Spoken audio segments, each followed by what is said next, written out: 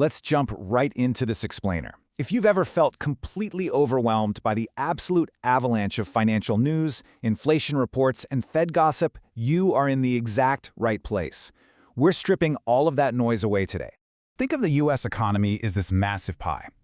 What's absolutely wild is that 70 cents of every single dollar in the economy comes from one massive source: you buying stuff. It's not government spending, it's not corporate investment, it is everyday consumer spending. So if you want to know where the broader economy is actually headed, don't watch Washington first. Watch them all parking lot. Because if the consumers stop spending, this entire engine just stalls out. To manage that massive engine, the government essentially only has two levers it can pull to steer the economy: fiscal policy and monetary policy. But here is the real secret to making sense of all the chaos. Both of those levers work entirely by pushing on one of four specific targets. There's no magic hidden button out there. Everything Washington or the Federal Reserve does is aimed squarely at manipulating one of these four areas to either speed the economy up or cool it down.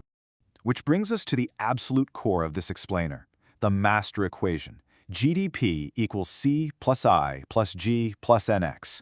Knowing this equation is like having a cheat sheet. It tells you which lever is likely getting pulled next, and exactly which market sectors are going to benefit when it happens. This is the big takeaway here. Literally every policy headline you'll ever read maps directly onto one of these four letters. Let's break these down, starting with the heavy hitter, C for consumption.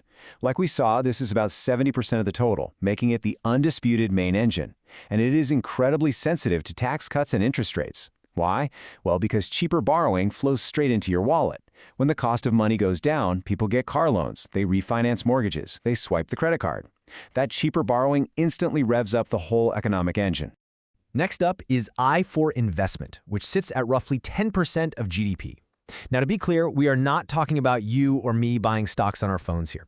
In this equation, investment means business spending, real-world equipment, software, factories, expansions. And this beautifully illustrates market psychology. I mean, a CEO has to actually see confirmed consumer demand before they're going to sign off on a massive new factory, right? So because of that, this number typically reacts on a much longer lag than consumer spending.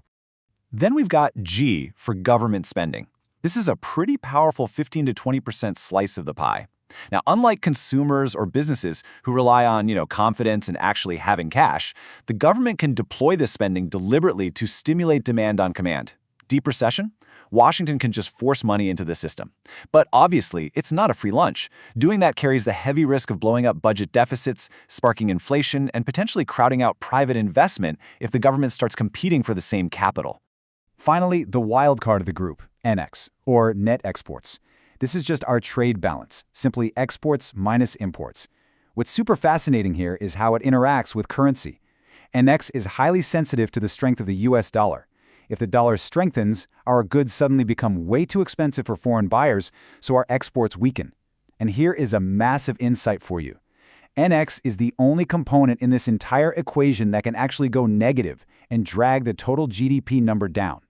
Okay, time for a quick check to see this framework actually in action. Imagine you wake up, check the news, and see this headline: the Federal Reserve just aggressively cut interest rates.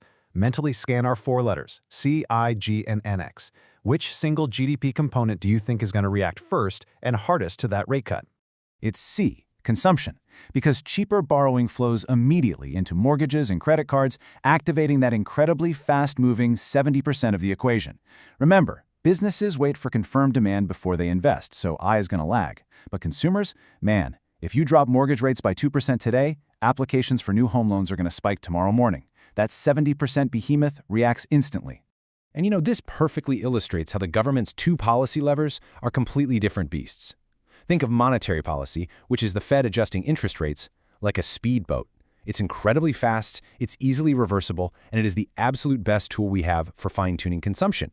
Fiscal policy, on the other hand, politicians passing tax cuts or spending bills, is like a massive cargo ship. It is painfully slow to legislate, super hard to reverse, but it delivers a powerful direct stimulus. Sometimes it's the only thing big enough to drag an economy out of a deep depression. So let's put this all together into a master cheat sheet for instantly categorizing policy news. Tax cuts, they target C, flooding retail and credit with cash. Rate hikes, they hit C and I, making borrowing way more expensive, which immediately slows down housing and business expansion. A massive new stimulus bill, that's pure G, a direct demand injection, but with big deficit risks. And the strengthening dollar? That hits NX, making our stuff too pricey abroad. Every macro event has a specific home right here. So how do you actually use this to your advantage? Well, the next time you read a policy announcement, use these exact 3 steps. Step 1, read the headline. Step 2, immediately sort that policy into C, I, G, or NX. Step 3, anticipate which market sectors are going to react first based on that component. Think about it. If the Fed cuts rates targeting C, you know rate-sensitive sectors like home builders, autos, and financials are going to move way before defensive sectors like consumer staples. People buy houses on credit, they buy toothpaste with cash. You can position yourself before the broader market even catches up. You now know the 4 levers of the GDP engine and exactly how they connect to the gears of the economy.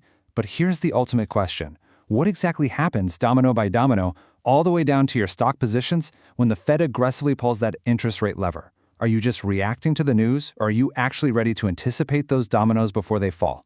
Next up in part 2, we are going to map out that exact chain reaction with real numbers so you know exactly how not to fight the Fed. See you there.